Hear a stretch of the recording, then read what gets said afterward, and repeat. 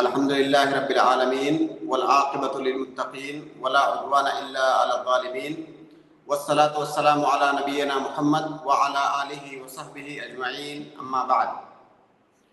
رب اشرح لی صدری ویسر لی امری واحلل عقدۃ من لسانی یفقہوا قولی۔ کل کے پروگرام میں ہم نے ولیمہ سے متعلق بعض اہم مسائل پر گفتگو کی۔ آج کی اس مجلس میں بھی انشاءاللہ ولیمہ سے متعلق دو اہم مسائل پر ہم بات کرنا چاہیں گے، اس کے بعد انشاءاللہ سوال و جواب کا سلسلہ شروع کریں گے۔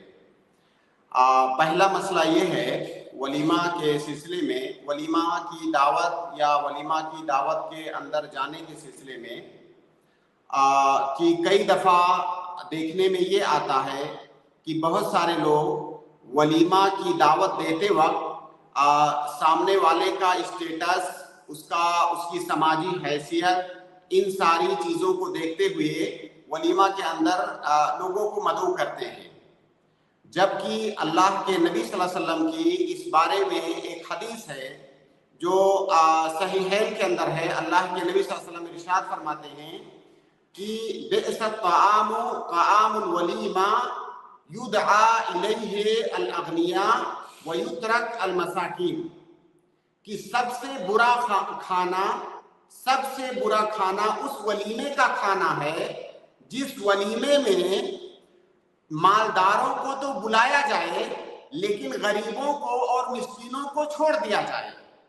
بعض دوسری روایت میں ہے کہ ان لوگوں کو تو بلایا جائے جو بے نیازی کا اظہار کر رہے ہیں، جو آنا نہیں چاہتے ہیں، لیکن جو آنا چاہتے ہیں، جو محتاج ہیں، ان کو چھوڑ دیا جائے۔ ولیمے کا وہ کھانا سب سے بدترین کھانا ہے۔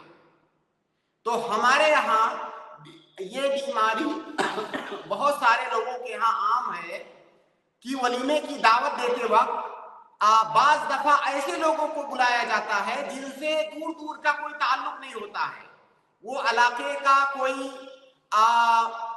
سیاسی شخصیت ہے، کوئی امیر آدمی ہے، بسا اوقات آپ کی دعوت کی اس کے یہاں کوئی اہمیت نہیں ہوتی ہے، اس کے باوجود بھی آپ اس کو بلاتے ہیں، لیکن آپ کے آس پاس رہنے والے لوگ، آپ کے اعزاء و اقارب، بہت سارے غریب اور مساکین لوگ، ان لوگوں کو نظر انداز کر دیا جاتا ہے۔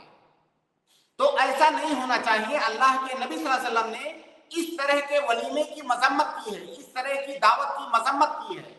دعوت وہ ہے جس میں تمام لوگوں کو بلایا جائے، اس میں کوئی شک نہیں ہے۔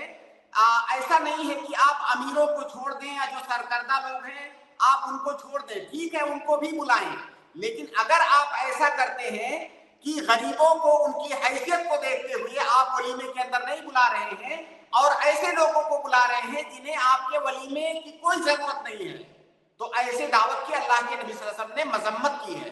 اب اس حدیث کے پر ہم اس کے پیمانے پر اپنے سماج میں ہونے والی دعوتوں کو، خاص طور سے ولیمے کی دعوتوں کو دیکھیں تو آپ کو لگے گا کہ یہ حدیث اسی زمانے کے لیے کہی گئی ہے۔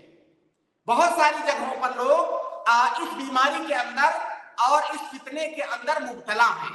تو پہلا مسئلہ تو یہ کہ جب ہم ولیمہ کریں تو اس ولیمے کے اندر ہم بغیر کسی بھید بھاؤ کے لوگوں کی دعوت کریں، خاص طور سے غربا مساکین جو ہیں ہم ان کو خصوصی طور سے بلائیں۔ دوسرا مسئلہ ولیمے سے متعلق ایک یہ ہے کہ جیسا کہ میں نے عرض کیا کہ ولیمے کے اندر جانور کا ذبح کرنا، گوشت کھلانا یہ ضروری نہیں ہے، لیکن اگر آپ چاہیں تو آپ جانور ذبح کر سکتے ہیں، گوشت کھلا سکتے ہیں، جیسا کہ بیشتر لوگ کرتے بھی ہیں الحمدللہ۔ اگر کوئی انسان ولیمے کے اندر کوئی ذبیحہ دے رہا ہے، جانور ذبح کر رہا ہے، تو کیا ایسی صورت میں اسی ذبیحے کے اندر کیا وہ عقیقہ کی نیت کر سکتا ہے کہ نہیں؟ یا کبھی کبھی ایسا ہوتا ہے کہ عید الاضحیٰ کی مناسبت پر شادیاں ہوتی ہیں، عید الاضحیٰ کے جو 4 ایام ہوتے ہیں قربانی کے، انہی ایام میں ولیمہ کا دن پڑ جاتا ہے، تو کیا ایسی صورت میں وہ جو ذبیحہ ہے کیا ہم اس کو قربانی کی نیت کریں اور ساتھ ساتھ میں ولیمہ کی نیت کر سکتے ہیں کہ نہیں؟ یہ ایک مسئلہ ہے جو کئی دفعہ लोगों की जानिब से पूछा जाता है। इसमें सही बात यह है कि अगर आप कुर्बानी कर रहे हैं और कुर्बानी के उसी जानवर से आप वलीमा भी करना चाहते हैं तो आपका वलीमा हो जाएगा, या आप अकीका कर रहे हैं और अकीका के उसी जानवर से आप वलीमा भी करना चाहते हैं तो वो वलीमा हो जाएगा। इस सिलसिले में एक फिक़ही कायदा है, उसका कायदे का खुलासा ये है, तकरीबन उसके अल्फाज कुछ यूं हैं कि इज़ा इज्तमअत इबादतानि मिन जिन्सिन वाहिदिन व लम यकुन मक़सूद कुल्ल वाहिदिन मिनहुमा लम यकुन कुल्ल वाहिदिन मिनहुमा मक़सूदन लिज़ातिही इज्तमअता। इसका मतलब ये है कि जब दो इबादतें एक ही जिन्स की, जब दो इबादतें इकट्ठा हो जाएं और उन दोनों ही इबादतें मक़सूद ले जाती ही ना हो तो दोनों इबादतों को इकट्ठा किया जा सकता है।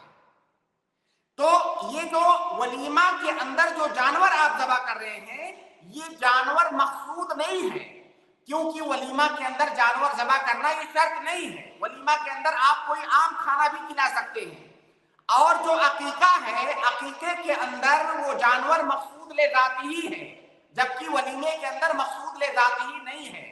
तो जब आपने अकीका किया तो उसी गोश्त से आप वलीमा भी कर सकते हैं, क्योंकि वलीमे के अंदर अलग से जानवर ज़बह करना ये ज़रूरी नहीं है। और यही हाल कुर्बानी का भी है। कुर्बानी में जानवर ज़बह करना ये मक़सूद है, बगैर जानवर ज़बह किए कुर्बानी नहीं होगी।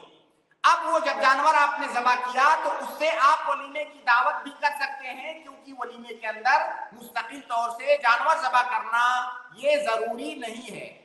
इसकी और बहुत सारी मिसालें शरीयत के अहकाम के अंदर हमको मिलती हैं। जैसे उसकी एक मारूफ मिसाल है कि कोई इंसान अगर मस्जिद के अंदर गया, मस्जिद के अंदर जब वो पहुंचा अजान हो चुकी है, अब उसको नमाज से पहले की जो सुन्नते रातिबा है वो पढ़नी है। मान लीजिए फजर की नमाज है, फजर की नमाज में फर्ज से पहले 2 रकात हम सुन्नत पढ़ते हैं। अब कोई आदमी फजर की अजान के बाद मस्जिद में पहुंचा, अब उसे 2 रकात सुन्नते रातिबा पढ़नी है और 2 रकात तहियतुल मस्जिद भी पढ़नी है। अब ऐसी सूरत में वो 2 रकात सुन्नते रातिबा, फजर की जो 2 रकात सुन्नत है उसको पढ़े और उसी में तहियतुल मस्जिद की भी नियत कर ले, तो ये दोनों इबादतें इकट्ठा जमा हो जाएंगी। उसको अलग से 2-2 रकात पढ़ने की जरूरत नहीं है। ऐसा इस वजह से कि तहियतुल मस्जिद की जो नमाज है वो मक़सूद ले जाती ही नहीं है, वो फी नफ्सी मक़सूद नहीं है, बल्कि जब भी आप मस्जिद में दाखिल होते हैं, मस्जिद में दाखिल होना ये सबब है उस नमाज के लिए। तो मस्जिद में दाखिल होने के बाद आपको 2 रकात नमाज पढ़ना है, वो कैसी भी नमाज हो, चाहे वो सुन्नत फजर की सुन्नत हो या वो फजर की फर्ज नमाज हो, आपको 2 रकात पढ़ना है बैठने से पहले। तो इसकी और बहुत सारी मिसालें हैं। खुलासा ये कि अगर कोई आदमी कुर्बानी कर रहा है तो उसी जानवर से वो वलीमा भी कर सकता है, और कोई आदमी अकीका कर रहा है तो उसी जानवर से वो वलीमा भी कर सकता है।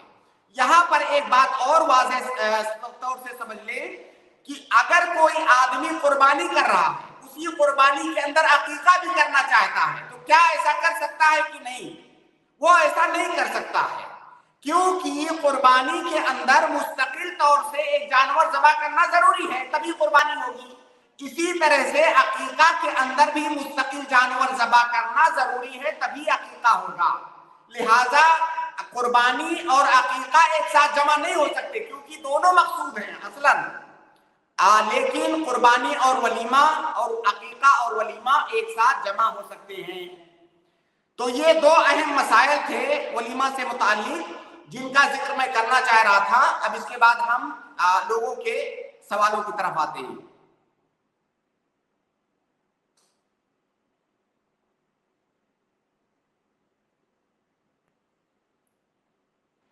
आवाज नहीं आ रही शेख हाशिम।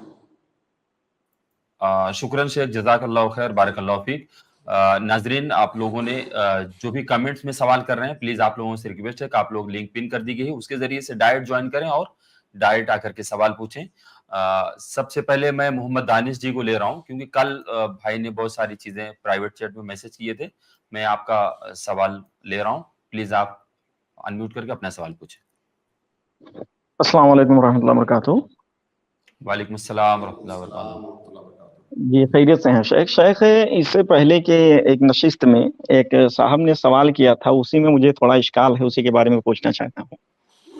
وہ جی سوال یہ تھا کہ اگر ایک لڑکی ہے جس نے شادی کیا, اس کا باپ جو تھا اسے راضی نہیں تھا, اس کے ماموں کو وکیل بنایا گیا یا ولی کے طور پر وہ نکاح کر لیا, اب بعد میں اس کا جو باپ ہے وہ راضی ہوا, تو کیا وہ دوبارہ نکاح کرے گی؟ یہ اس پر شیخ نے یہ جواب دیا تھا کہ ہاں دوبارہ نکاح کرے گی. تو میں یہ جاننا چاہتا ہوں کہ اس سے پہلے جو وہ نکاح میں تھی, جو اپنے آپ کو اس نے اس آدمی کے حوالے کیا تھا, یا اسی طرح سے اس سے جو بچہ ہوا, وہ اس کا حکم کیا ہوگا؟ ایک چیز. اور دوسرا اسی سے ملتا جلتا میرا ایک اور سوال ہے. جیسے ایک ہمارے یہاں عام طور پر بالخصوص اگر دیکھا جائے تو ہماری اتر پردیش میں ایسا ہوتا ہے کہ مہر جو دیا جاتا ہے, لڑکی کے باپ سے کچھ پیسے لیے جاتے ہیں اور اسی پیسے سے مہر دیا جاتا ہے. تو اس مہر سے نکاح ہو جائے کہ نہیں؟ اگر نہیں ہوتی ہے تو پھر یعنی اگر نکاح نہیں ہوتی ہے تو جو اس میں یعنی شادی کے طور پر وہ لوگ رہ چکے ہیں, تو ان کا حکم کیا ہوگا شیخ؟ یہ دو سوال میرا, بس اگر جواب دے تو مہربانی. آپ کے سوال کے اندر تقریباً 3 سوال آ گیا ہے. جی جی. پہلا سوال آپ کا یہ ہے کہ کسی لڑکی کی شادی کی گئی ولی کی اجازت کے بغیر, ولی کی رضامندی, اس کی اجازت کے بغیر, ولی کے بغیر شادی کر دی گئی اس کے ماموں کو ولی بنا کر کے. تو بعد میں جب اس کا اس کا جواب دے دیں, میں بعد میں سن لوں گا کیونکہ یہاں پہ نماز کا وقت ہو چکا ہے. ٹھیک ہے, شکریہ. تو ولی کے بغیر جو شادی ہوئی ہے, بعد میں فرض کریں وہ ولی راضی ہو جاتا ہے, تو اس نکاح کا کیا ہوگا؟ تو جیسا کہ ہم نے اس سے پہلے بتایا ہے کہ ولی یہ نکاح کے اندر شرط ہے, اور ہماری شریعت کے اندر قاعدہ ہے کہ اذا فات الشرط فات المشروط.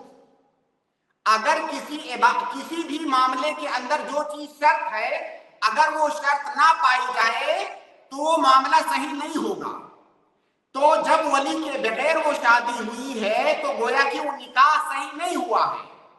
اب جب وہ ولی راضی ہو رہا ہے دوبارہ, اگر مان لیجیے وہ رضامند ہو گیا, تو پہلی بات تو اس لڑکا اور لڑکی کے درمیان جدائی کرا دیا جائے گا فوراً. جیسے ہی ان کو پتا چلے گا, مان لیجیے ہو سکتا ہے ان کو شبہ رہا ہو, ان کو کوئی اشکال رہا ہو, یا وہ اس مسلک کو نہ مانتے رہے ہو اور انہوں نے شادی کر لیا ہو, بعد میں ان کے سمجھ میں آیا, کسی نے سمجھایا کہ آپ کا نکاح نہیں ہوا ہے, تو ایسی صورت میں فوراً دونوں کو الگ کر دیا جائے گا. اب بعد میں وہ ولی راضی ہو گیا, لڑکی کا باپ بعد میں راضی ہو گیا, اب دوبارہ سے ان دونوں کا نکاح پڑھایا جائے گا, کیونکہ جو پہلا نکاح ہوا تھا وہ کالعدم مانا جائے گا. وہ نکاح صحیح شروط کے ساتھ وہ نکاح نہیں ہوا تھا, تو اس نکاح کی کوئی حیثیت نہیں ہے, وہ نکاح ملغا مانا جائے گا, نئے سرے سے ان دونوں کی شادی کرائی جائے گی. دوسرا سوال آپ کا یہ ہے کہ فرض کیجئے اس درمیان دونوں کے درمیان کوئی اولاد پیدا ہو گئی, اس درمیان اس میاں بیوی سے جو شادی بغیر ولی کے ہوئی تھی, اس شادی سے کوئی بچہ پیدا ہو گیا, تو اس کا کیا حکم ہوگا؟ دیکھیے اس طرح کے نکاح کو نکاح شبہہ کہا جاتا ہے فقہا کی اصطلاح میں. نکاح شبہہ کا مطلب یہ ہے کہ وہ نکاح اصلاً تو صحیح ہے, لیکن اس کے اندر کچھ شروط نہیں پائے جا رہے ہیں. وہ اس نکاح کے اندر کچھ شروط یا ارکان نہیں پائے جا رہے ہیں, جس کی وجہ سے وہ نکاح باطل ہے. تو ایسے نکاح کو نکاح شبہہ کہا جاتا ہے. ہو سکتا ہے وہ لڑکی یا وہ لڑکا وہ دونوں بغیر ولی کے نکاح کو صحیح مانتے رہے ہوں, اب ان کے سمجھ میں آیا ہے, تو اس کو نکاح شبہہ کہا جاتا ہے. اور نکاح شبہہ کا حکم یہ ہے. جی شیخ ہاشم. جی, اس میں مطلب ان کے ولی میں سے ایسا نہیں کہ ان کو نہیں معلوم تھا, بلکہ ولی ماموں ہے, ماموں کو لوگوں نے ولی بنایا ہے. ولی کون ہو سکتا تھا, والد ہو سکتا تھا, اس کو مطلب ان لوگوں نے نہیں رکھا ہے. جی देखिए, गोया कि जब उन्होंने शादी किया तो वो ये समझ रहे थे कि मामू वली बन करके शादी करा सकता है, जी वो ये समझ रहे थे। इसलिए ये निकाहे शुबहा इसको कहा जाता है। और जी निकाहे शुबहा का हुक्म ये है कि जो निकाहे सही के जितने अहकाम होते हैं वही अहकाम निकाहे शुबहा के होंगे। तो अगर बच्चा पैदा हुआ तो बच्चा अपने बाप की तरफ ही मंसूब किया जाएगा। अगर उस दरमियान मियाँ बीवी में से किसी की वफात हो जाती है तो दूसरा बचने वाला जो है वो उसका वारिस होगा। ये सारे अहकाम निकाहे सही के होंगे, लिहाजा वो जो बच्चा है अपने बाप की तरफ ही मंसूब किया जाएगा। अगर निकाह से बच्चा पैदा हुआ, जाहिर है ये ज़िना तो है नहीं, ज़िना के अंदर बच्चा अपने बाप की तरफ उस आदमी की तरफ मंसूब नहीं होता है, लेकिन निकाह प्रॉपर निकाह से जो बच्चा पैदा हुआ है वो अपने बाप की तरफ ही मंसूब किया जाएगा। लेकिन चूंकि ये निकाह सही नहीं था इसलिए इस निकाह को मुलगा करके दोबारा निकाह पढ़ाया जाएगा, लेकिन ये निकाह शुबहा है। तीसरा सवाल आपका ये है कि बहुत सारे लड़के वाले लड़की वालों से पैसा लेते हैं, जहेज, हम जहेज कह लें, जहेज लेते हैं और जहेज की वही रकम वो महर के अंदर लौटा देते हैं। तो देखिए, इससे शादी की सेहत पर कोई असर नहीं पड़ेगा, शादी हो जाएगी। उसने अगर गलत तरीके से वो जहेज लिया है, दबा करके लिया है, बगैर रजामंदी के लिया है लड़की वालों के, तो उसने गलत किया है। वो रकम वो वापस करेगा। बाकी जो निकाह है वो निकाह सही है। जाहिर है, मान लीजिए 1 लाख उसने लिया था, वही 1 लाख महर में लौटा दिया। अब जब हम उससे ये कहेंगे कि 1 लाख आपने गलत तरीके से लिया है, आप लड़की के बाप को इसे वापस कीजिए, तो वो रकम वापस करेगा। और लड़की को जो महर दिया है वो महर सही है, तो उस निकाह के अंदर कोई इश्काल नहीं, निकाह सही है। लेकिन अगर उसने गलत तरीके से लिया है, जहेज की सूरत में लिया है, तो उसको चाहिए कि वो रकम लड़की के बाप को लौटा दे। बाकी निकाह सही है।